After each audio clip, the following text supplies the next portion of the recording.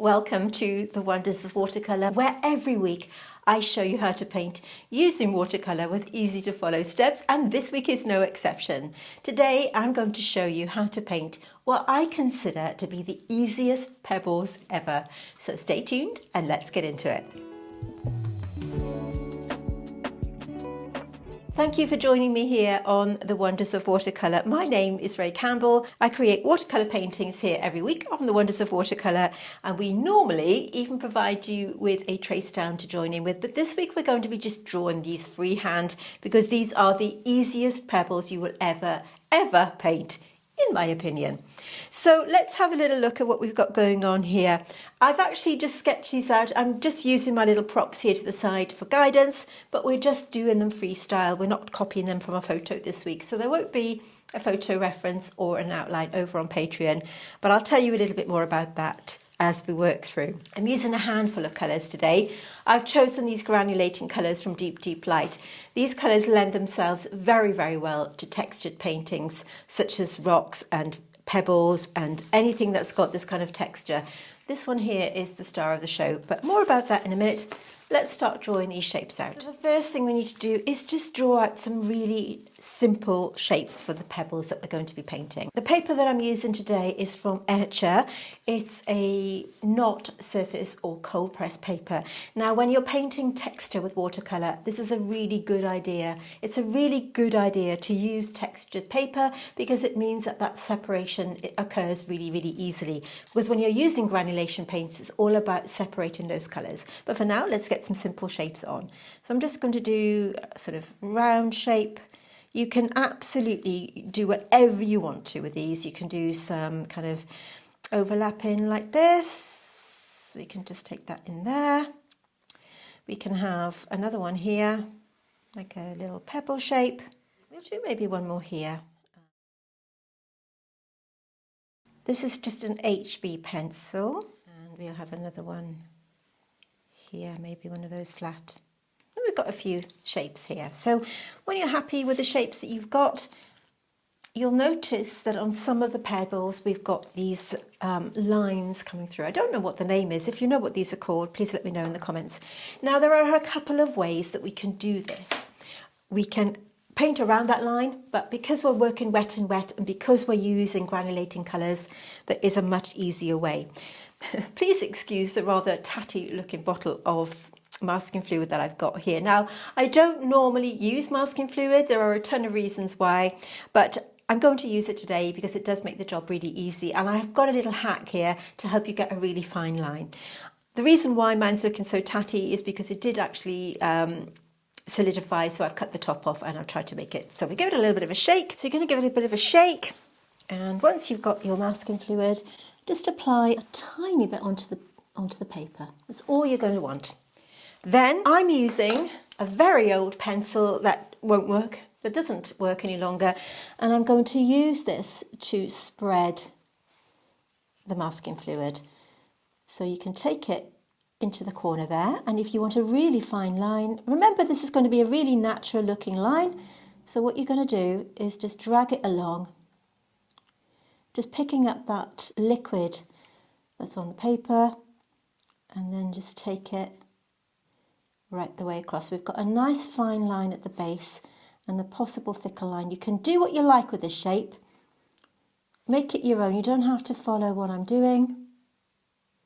So we've got our first line there. We'll keep this one nice and simple. We'll do a little blob here.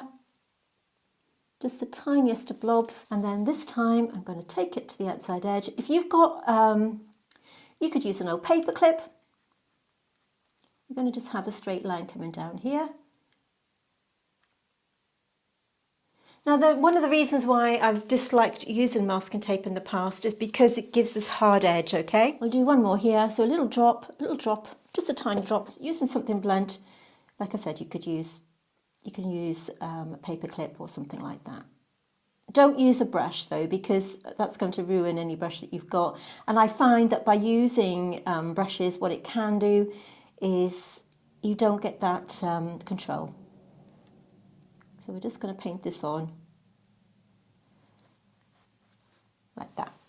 All we can do at this point is be really patient let it dry and then come back. Now, in terms of how long it would take to dry, it depends on where you live. For me in England, it's probably going to take about half an hour. So I'm going to make myself a cuppa. Have a little pause and we'll be right back. Make sure, by the way, that you cover your masking fluid because it will solidify as mine has done. That's why I'm not a fan. I find it very wasteful and all that stuff. So we're going to let that dry and we'll be right back. Masking fluid is now completely dry, so we are absolutely safe to go in with our watercolour paint. The paints I'm using today are from Deep Deep Light. The absolute star of the show is a colour called Captain's Grey, and you can see here how it's granulating on the watercolour paper. The reason I love this so much is because when I looked at this paint, it was more a case of what can I paint with it rather than what can I use for these. The other colours that I've got are Ruta's Dream. You can see how this is a gorgeous pink and it has a gorgeous pink undertone, absolutely beautiful. Next we have Albert's Muss. This is a kind of pink, granulating pink. It has a sort of, it's a really muted granulating pink. It's got a lot of Potter's pink in it, which gives it that pinky tone.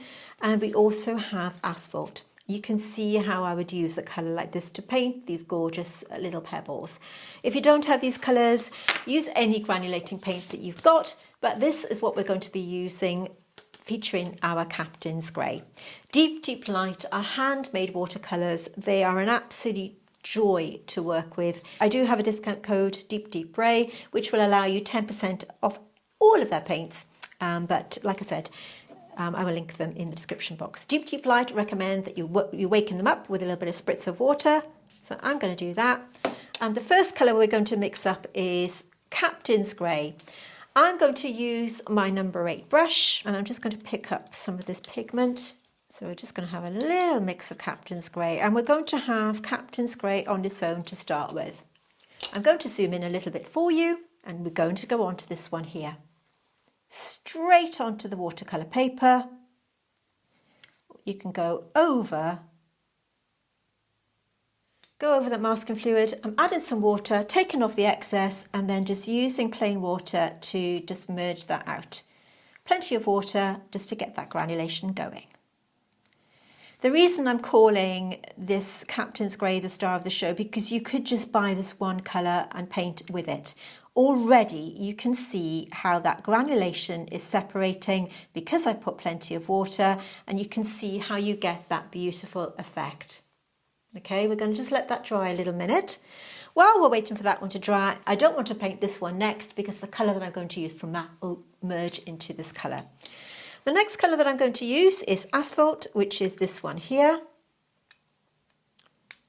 You can just, I'm making up the colours for these. I'm not sort of, sticking to any kind of, I'm not following any pattern or any picture. I'm just making them up. We're going to put Asphalt on to start with. Again, add plenty of water to get that granulation going. It starts off at one colour and then it kind of changes itself into something else, as you can see here. To that, we're going to add a little bit of Albert's Muss to get this pinky tone. So this is another way that you can add a bit of variation. We want these to look nice and natural.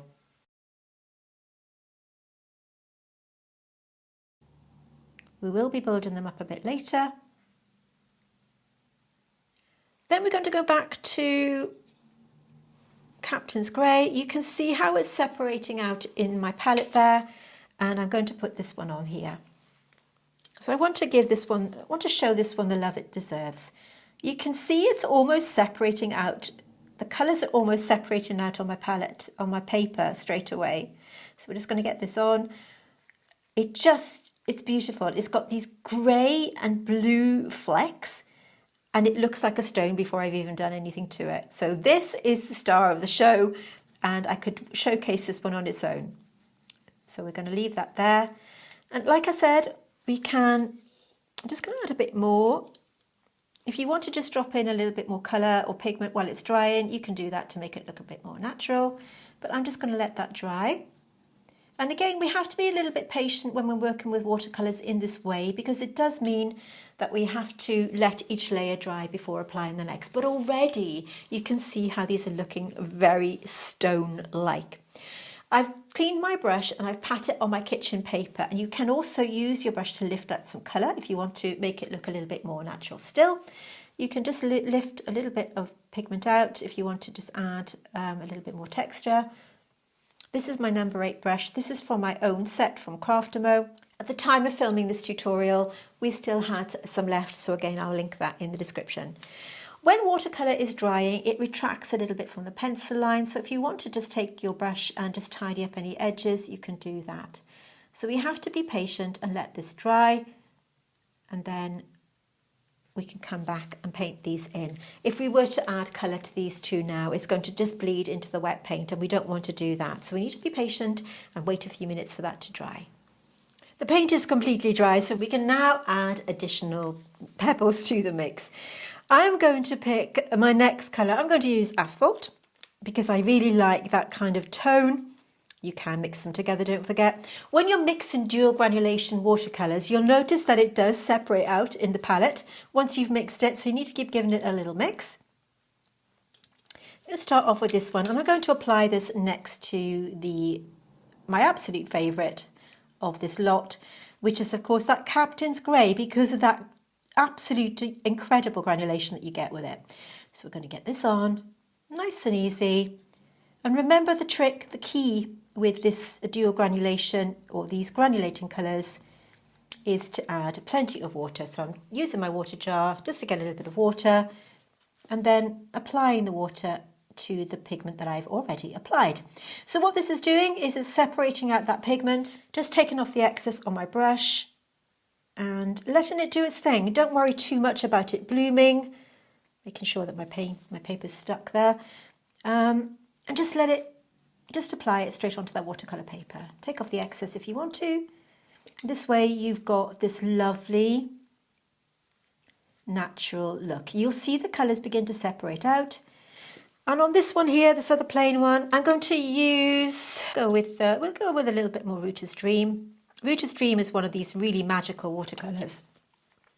It goes on one colour and it changes to another. You can see that green tone.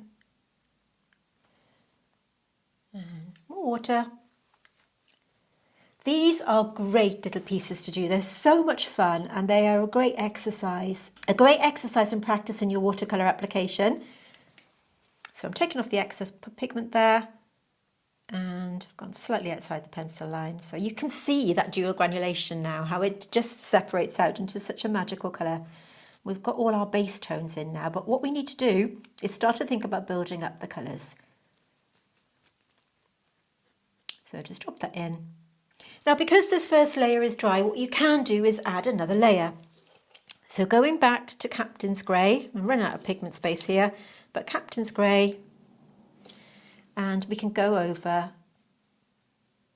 some of that if we want to. Add a little bit of water, just to add a bit of dimension. We're not going to go into that because it's going to bloom again, which we don't want, but you can keep building up your colours if you want to add a bit more dimension. Take off the excess and just blend it in. This one here, if you want to go over again with a little bit of Albert's Muss, you can just add a bit more. Remember to just be mindful that, you've got variations in tone. Think about how these look in real life, how natural you want them to look. You can drop a little bit of Albert's Muss into this one if you want to. You've got a nice pinky tone there, and again we're just going to have to be a little bit patient and let them dry. But in the meantime, I'm just going to use my brush to gently move that colour and spread it around, and I'm going to go to Asphalt, take off the excess, and again just drop it in here and there and just let it do its thing. This is great paper for this kind of painting because it does the work for you. Now at the moment they're looking a little bit flat. We've still got the masking fluid on as well, and then we can't remove that until everything's absolutely dry. What we'll need to do is wait for this to dry, and then we can think about taking off the masking fluid before we do anything else. So already though they're looking three-dimensional and they're looking really textured by just using these 4 colours. So to recap, we have Captain's Grey, which is to me the star of the show, Asphalt, Albert's Muss and Ruta's Dream. I really love all of these colours, but if I were to recommend one and you did want to treat yourself to a colour from Deep Deep Light, then please go for this one here, which is Captain's Grey, for reasons I've already said. I mean, it's such a glorious colour, and I really do feel that it's something that would lend itself well to this kind of painting. If you're not, you can even use it for botanical works. I am a botanical artist, and you could use it for branches, maybe some woody parts that you've got to, a tree or a plant. It would work very well for those. All I'm doing here while I'm waiting for this to dry is just taking that, I want to add a little bit more detail onto this one actually. I'm going to take a little bit more Ruta's Dream. You can see that Ruta's Dream is this kind of greeny tone. Just want to take off the excess there, and I just want to apply a little bit here. You can see how green it is when you apply it. And again, it's one of these magical colours that changes as you let it dry down. So I just want to give it that a little bit of texture there. And we can worry about adding detail later on. Right, I'm going to leave these dry. Try not to tweak them too much. But you see what I do by taking my brush, just give that a minute or two to settle, a second or two, and by moving that pigment around, just look at that pink colour underneath. Absolutely beautiful. You can just lift off that first colour and get that pinky tone. Just stunning. I'm going to let this dry and we'll be right back. So at this point the paint is completely dry, so we are okay to remove the masking fluid. There are a few ways that you can do this. You can just roll it with your fingers, or you can use a little eraser as I'm doing here, or even better a putty eraser to just remove it. Just really gently, or you can peel it off. Just remove it, just a light touch, but of course your paint has to be absolutely dry before. So just try not to move the paper. And you'll just gently rub it off. It's quite a satisfying thing to do, isn't it? I'm just going to use a brush just to remove little bits and pieces. So what we're left with now are some really clean images, and we're going to add a bit more detail. Next, I'm going to use my number 2 brush, another spritz of water.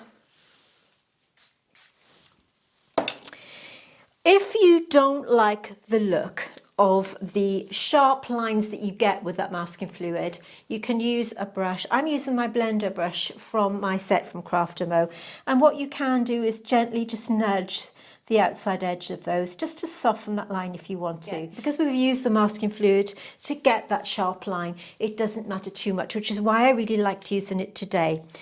The couple of things I'd like to do first of all is go to Asphalt, and I'm going to mix a really watery mix of it here.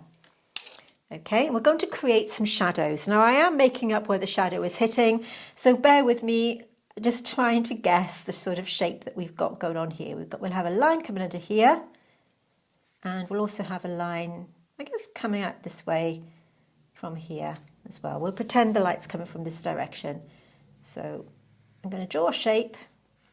We also have a little bit under here, and then take that line to the outside edge. I'm cleaning my brush, patting it dry on the kitchen paper, and then what I'm doing is using the outside edge of that brush just to soften the hard edge that we see here. We want that line to be nice and soft and natural.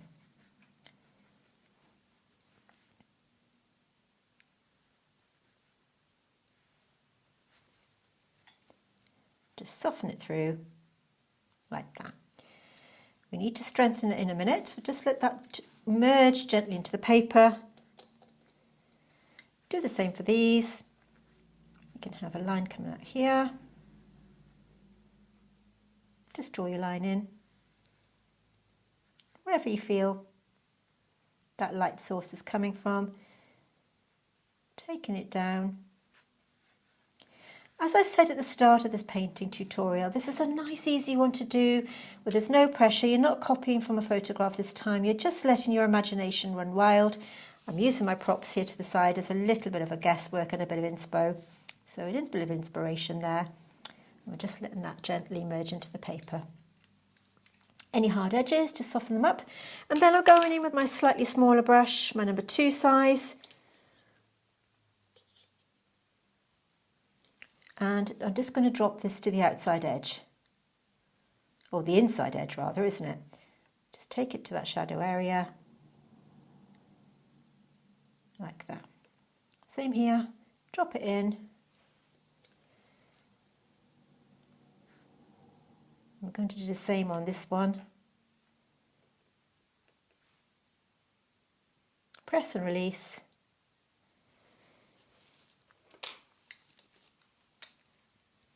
And then just use that brush to soften that line. It's looking a little bit untidy at the moment, but that's okay. Just soften it through. Just going to let that dry.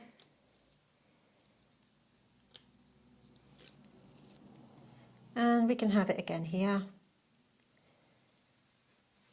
Just take it slightly underneath. I mean, if it's coming in the wrong direction, I'm not too fussy.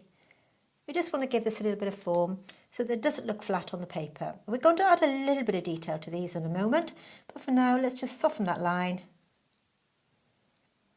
so that these don't look as if they're floating in thin air by adding this colour.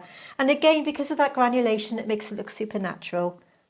So it makes it look nice and natural. I'm going to clean down my palette because I've got little bits of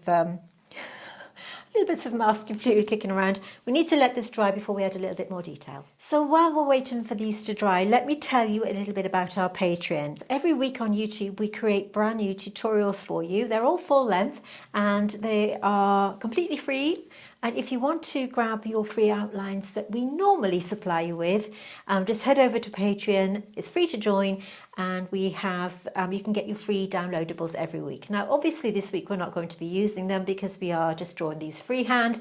But ordinarily, go over to Patreon, join up for free, and you'll get that weekly outline delivered directly to your inbox. So it's a super easy way of obtaining those outlines.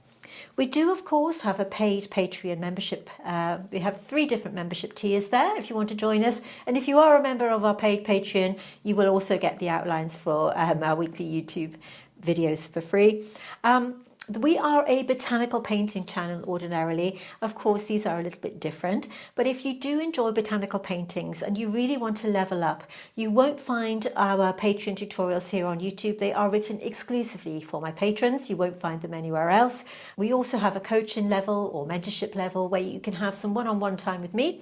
So in case that's something that interests you, let's just take a little look to see what you get. When you join Patreon, you will have access to exclusive content that you just won't find here on YouTube. Whether you're a seasoned artist or just dipping your brush into botanical watercolour, you may want to join us here on Patreon where the magic happens. And with Patreon's new collections tab, it makes accessing the tutorials super easy. When you join us here on Patreon, we dive deep into the art of botanical watercolours, from vibrant blooms to fine detail, and I'm here to guide you every step of the way. We have 3 membership levels to suit your skill and budget, and we even have a mentorship and coaching level, so if you're serious about developing your skills, then this could be the level for you. And now you can join Patreon for free, which will give you access to all of our YouTube traceables, which will be delivered weekly to your inbox, so no more scrolling through for the images. So if you are ready to embark on a watercolour adventure, unlock exclusive content and join a community that celebrates the beauty of botanicals, hit that join button, which I will link in the description. You can join and leave Patreon at any time, and we'd love to see you over there. And of course, it's a way that you can support my channel. If you are enjoying this video so far, could I ask you to hit the like button underneath this video here?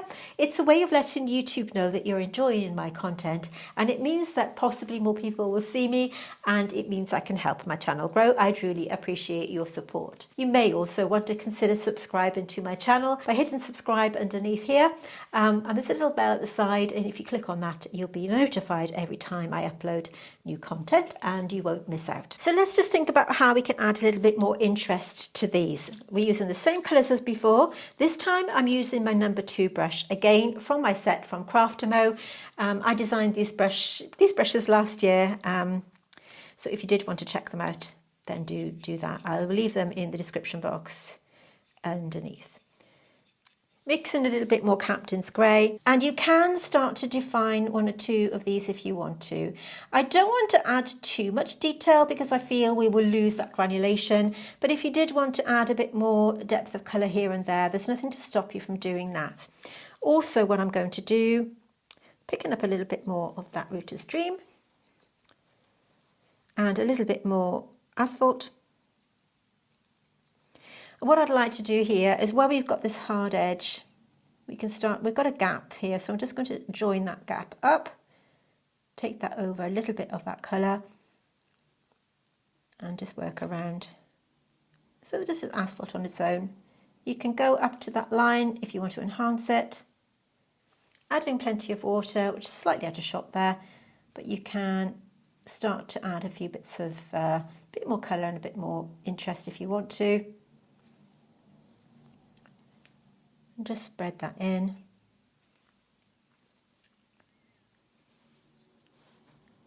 Just drop it in.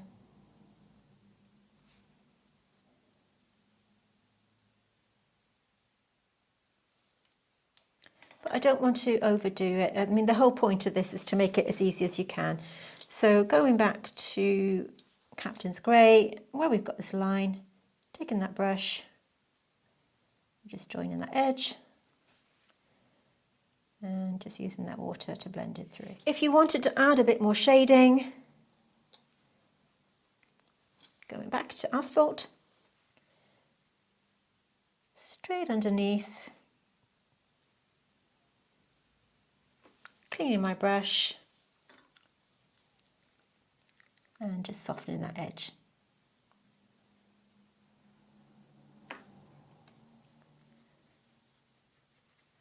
Soften that edge out, and it just enhances that little shadow underneath. Where you've got hard edges, you can use a blender brush such as the one I'm using here and just soften those edges out, nice and easy.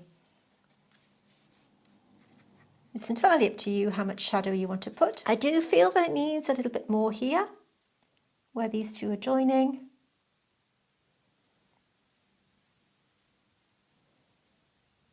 Just gently apply that line, clean your brush, and then with that damp brush you're going to blend it out.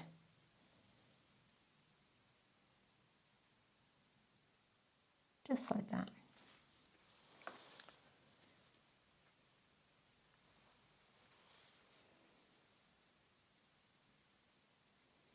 Did add slightly too much water there, so I'm going to take my blender brush just to soften that edge. If you want to enhance anything, you just go in with the same colour. You can do the same here. Take it right into the corners. And like I said, this is such a lovely little exercise to do. It's a great way of experimenting with your granulating colours as well, because you know, when I first started playing around with these pigments, I was so surprised at the tones that you could get with them. They look so natural. I'm absolutely blown away. I can't tell you how much I love these paints. I'm going to leave that there. I don't want to play around with them too much. I want them to look natural and organic. And I think you'll agree, but just by using these 4 colours from Deep Light, that you get an incredible performance with them. So I'm going to call this finished. All the materials I'm going to link in the description box, and please, if you want to check out any of these 4 colours from Deep Light, head over to the website, which I will link in the description box underneath this video. And if you quote Deep Ray, you will get a 10% discount off all of their paints. They are a real treat. They're handmade in Latvia by 2 stunning ladies. So please check them out and show them some love. And treat yourself to these paints if you want to. If you don't have Deep Light paints, then by all means use any granulation colours that you have. It's a great way of experimenting with your paints to see what you get from granulation. Do use a good quality paper for it. You're going to get the best out of your granulating colours when you do that. I'm going to stop talking and let's just take a moment to appreciate the finished painting. Remember to like this video and subscribe to my channel, and I'll see you next week. So let's just take a moment to appreciate the finished painting.